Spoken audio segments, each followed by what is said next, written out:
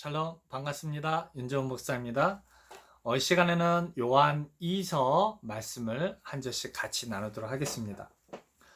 장로는 택하심을 입은 부녀와 그의 자녀에게 편지하노니 내가 참으로 사랑하는 자여 나뿐 아니라 진리를 아는 모든 자도 그리하는 것은 이제 택하심을 받은 자가 누구입니까? 바로 성령 하나님의 인치심을 받은 자이지요. 요한계시록의 말씀처럼 이제 성령이 교회들에게 하는 말씀을 듣고 그 음성에 순종하여서 언제 그의 사람이 되어서 이제 전도자의 일을 감당하고 있는 사람들이 바로 누구입니까? 택하심을 받은 자인 것이죠. 이 장로가 누구입니까? 바로 사도 요한이죠. 즉, 이 장로라는 이 직책은 전도자의 직분이 바로 장로인 것이죠. 이 시대의 교회에 있는 어떤 장로님들처럼 돈을 벌고 더 많이 어떻게 헌금으로 또 봉사의 일로 우리 하나님께서 그 장로의 직분을 주신 것이 아닙니다. 장로의 직분은 전도자의 그 직분이 장로인 것을 우리는 꼭 기억해야 할 것입니다. 진리를 아는 모든 자도 그리하는 것은 우리 안에 거하여 영원히 우리와 함께할 진리를 인함이로다 라는 것이죠. 우리가 영원히 함께 거할 진리가 누구입니까? 사람의 형상을 입고 온 그 예수님이 진리가 되신 것처럼 이 시대는 우리 예수님께서 죽으시고 부활하셔서 거룩한 영으로 함께 하시는 거룩한 영이신 성령 하나님이 우리에게 진리가 되어진다는 것이죠. 그래서 우리와 영원히 함께 하시죠. 거룩한 영으로 우리 예수님이 우리 마음속에 함께 하신다는 것이죠. 그래서 은혜와 긍휼과 평강이 하나님 아버지와 아버지 아들 예수 그리스도께로부터 진리와 사랑 가운데 우리와 함께 있으리라 라는 것이죠. 바로 성령 하나님의 그 은혜와 성령 하나님 주시는 그 긍휼과 성령 하나님이 주시는 그 평강이 우리 안에 함께 한다라는 것이죠. 그래서 이 시대는 철저하게 성령 하나님께서 주시는 그 음성을 듣는 것이 정말 중요하다 할 것입니다. 그래서 4절이여 너의 자녀 중에 우리가 아버지께 받은 계명대로 진리에 행하는 자를 내가 보니 심히 기쁘도다. 그렇죠. 예수 안에서 진리를 행한다라는 것은 이제는 복음 증거자가 된다라는 것이죠. 그렇죠. 예수님께 성령 하나님 함께하는 사람은 이 복음을 증거할 수밖에 없는 것이죠. 정말 주님이 좋고 주님이 사랑스럽고 주님이 우리의 모든 것이 되시기 때문에 우리는 자식 바보가 아들 바보, 딸 바보가 되는 것처럼 예수님 바보가 될 수밖에 없다라는 것이죠. 너무나도 사랑하기 때문이죠. 그래서 이것을 뭐라 표현합니까? 진리에 행하는 자다라고 표현하고 있는 것이죠. 이 진리를 행하는 자가 바로 무엇이 될 수 있습니까? 장로가 될 수 있다라는 것이죠. 사역자가 될 수 있고 교사가 될 수 있다라는 것을 반드시 기억해야 할 것입니다. 5절여 분이여 내가 이제 내게 구하노니 서로 사랑하자. 이는 새 계명같이 내게 쓰는 것이 아니요 오직 처음부터 우리가 가진 것이라 라는 것이죠. 여러분, 이 서로 사랑이 그래서 이게 하나님이 주신 그 계명 중에 가장 중요하다라는 것이죠. 하나님을 사랑하고 이웃을 사랑할 수 있는 사람은 어떤 사람입니까? 반드시 우리 가운데 서로 사랑할 수 있는 사람이다라는 것이죠. 형제들을 서로 사랑할 수 있다라는 것이죠. 이 형제를 이제 눈에 보이는 형제를 사랑하지 않는 자가 어째 눈에 보이지 아니하는 하나님을 사랑할 수 있겠느냐라는 것이죠. 그래서 우리 주님 안에서 한 형제와 한 형제 된 자매, 즉 성령 안에서 하나가 되게 한 그 성령 하나님이 주신 새 계명이 무엇입니까? 너희 안에 서로 사랑하라 라는 것이죠. 이 서로 사랑하지 않는 자는 하나님을 사랑하는 자도 아니고 이웃도 사랑할 수도 없다라는 것을 반드시 기억하라라는 것이죠. 바로 하나님을 사랑하는 것이 예수님을 사랑하는 것이다라는 것이죠. 이것은 오직 처음부터 우리가 가진 그것이다라는 것이죠. 하나님께서 우리에게 주신 그 계명이다라는 것이죠. 이게 바로 율법이요, 우리 하나님이 주신 계명이다라는 것이죠. 또 사랑은 이것이니 우리가 그 계명을 조차 행하는 것이요. 계명은 이것이니, 계명이 무엇입니까? 너희가 처음부터 들은 바와 같이 그 가운데 행하라는 것이다라는 것이죠. 미혹하는 자가 많이 세상에 나왔나니 이는 예수 그리스도께서 육체로 임하심을 부인하는 자라.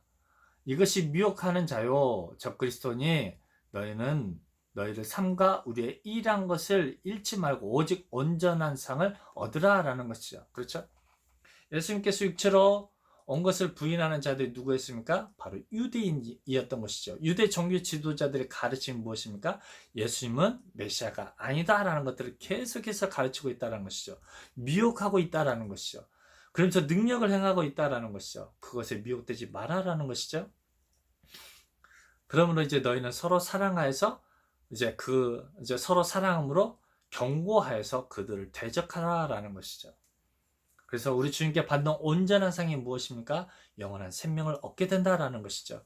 하지만 이 유대인들, 이 종교 지도자들의 가르침 무엇입니까? 로마의 압제로부터 해방시켜줄 그 메시아를 계속해서 증거하고 있는 것이죠. 그리고 현실에서의 그런 어려움들과 문제들을 해결해 주실, 어떤 병으로부터 치유해 주실 그 메시아를 기다리고 있다는 것이죠. 이게 무엇입니까? 거짓 교사의 가르침이다라는 것이죠. 그래서 우리가 우리 주님께 받을 온전한 상이 무엇입니까? 우리 영혼의 구원이고, 우리 주님이 주시는 참된 그 지혜와 명철, 즉 예수님을 아는 그 지혜와 명철인 것이죠. 올바른 메시아관이죠. 올바른 성령관을 가지고 있을 때 우리가 온전한 상을 받을 수가 있다라는 것이죠. 그래서 지내쳐 그리스도 교훈 안에 거하지 아니하는 자마다 하나님을 모시지 못하되, 그렇죠? 우리 하나님 모시지 못한다라는 것이죠. 우리 성령 하나님 우리 마음속에 모시지 못한다라는 것이죠. 왜요? 잘못된 메시아관을 가지고 있기 때문이죠. 교훈 안에 거하는 이 사람이 아버지와 아들을 모시느니라라는 것이죠. 그래서 계속 성령 하나님께서 주시는 그 교훈이 무엇입니까? 너희 안에 서로 사랑하라라는 것이죠. 왜냐하면 이 성령 하나님이 온전하게 거하지 못하면, 온전한 메시아관을 가지지 못하면 이제 파가 나눠지는 것이죠. 그렇죠. 예수님 파, 바울파, 베드로파, 그렇죠. 뭐 또 율법파, 이렇게 계속 나눠지면서 서로 싸우게 된다라는 것이죠. 하지만 한 성령 안에 거하면 싸울 수가 없다라는 것이죠. 그렇죠. 온전한 메시아관을 가졌을 때 우리가 서로 사랑할 수 있다라는 것이죠.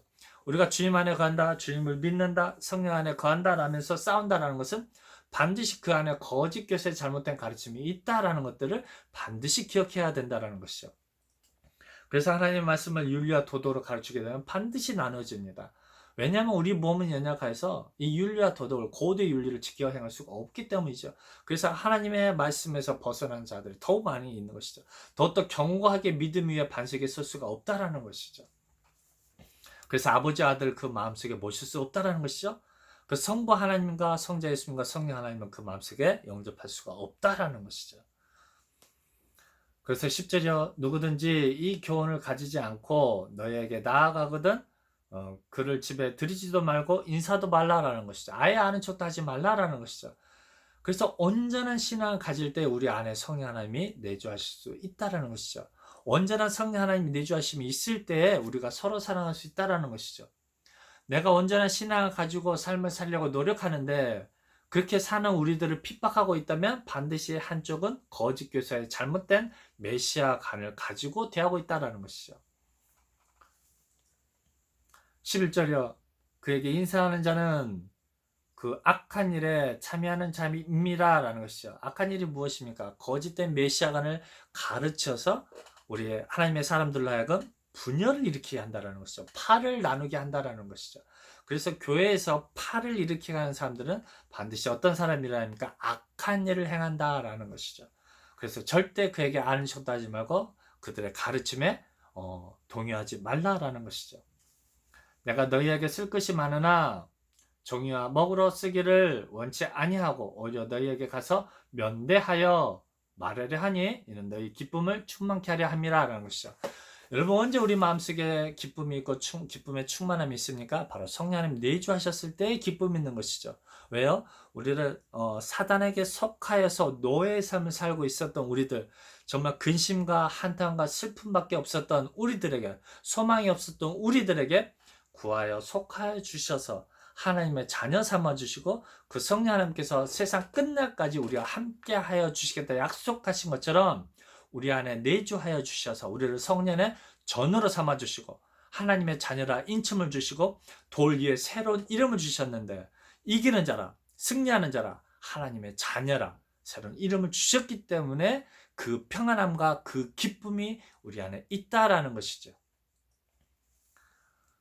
그래서 너희 기쁨을 충만하게 한다라고 표현하고 있는 것이죠. 그래서 택가심을 입은 내 자매 자녀가 내게 문안하니라 표현하고 있는 것이죠.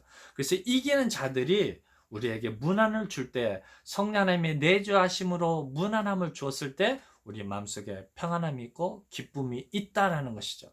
그래서 우리가 성령 하나님으로 말미암아서 이렇게 서로 문안하면서 성령의 문안을 나누면서 기쁨의 교류가 있어질 때 우리가 성령 안에서 하나가 됨으로 서로 사랑할 수 있다는 것을 반드시 기억해야 할 것입니다. 오늘 하루도 성령 하나님 주시는 그 기쁨으로 충만한 하루 되시기를 주님의 이름으로 부탁드립니다. 감사합니다.